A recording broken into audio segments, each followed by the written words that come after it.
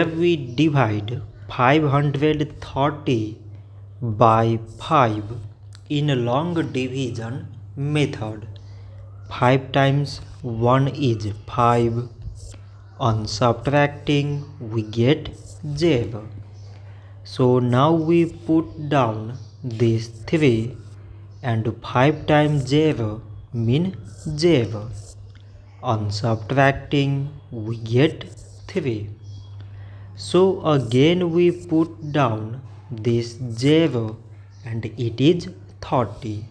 So 5 times 6 is 30. On subtracting we get 0. So 530 divided by 5 is 106. So this much for today and thanks for watching.